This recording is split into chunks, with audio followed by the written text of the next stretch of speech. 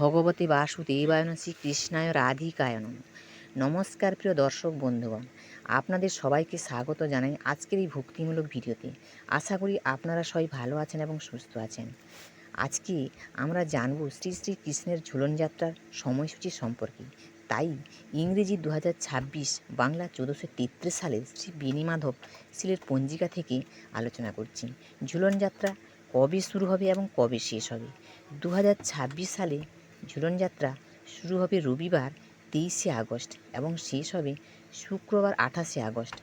ইসকনের মতে ক্যালেন্ডারে 23শে আগস্ট শুরু হবে এবং 28শে আগস্ট সমাপ্তি হবে। প্রথম দিন 23শে আগস্ট রবিবার পূর্বাহ্ন 9:33 মধ্যে শ্রী শ্রীকৃষ্ণের গন্ধারবনুষ্ঠিত ঝুলনযাত্রা আরম্ভ হবে। দ্বিতীয় দিনে ও 24শে আগস্ট সোমবার ঝুলন উৎসব হবে। তৃতীয় দিনে 25শে আগস্ট মঙ্গলবার রাধাকৃষ্ণের ঝুলন উৎসব হবে। আর চতুর্থ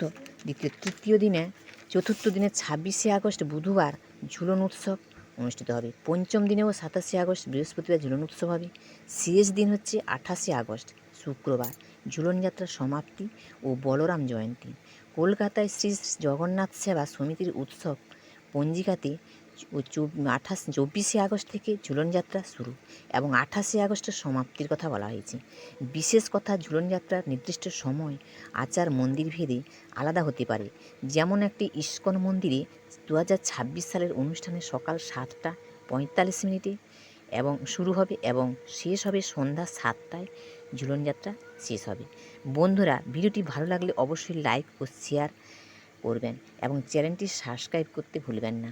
আপনাদের জীবনে সুখ, শান্তি ও সৌভাগ্য আসুক এই প্রার্থনাই করি। জয় রাধে গোবিন্দ।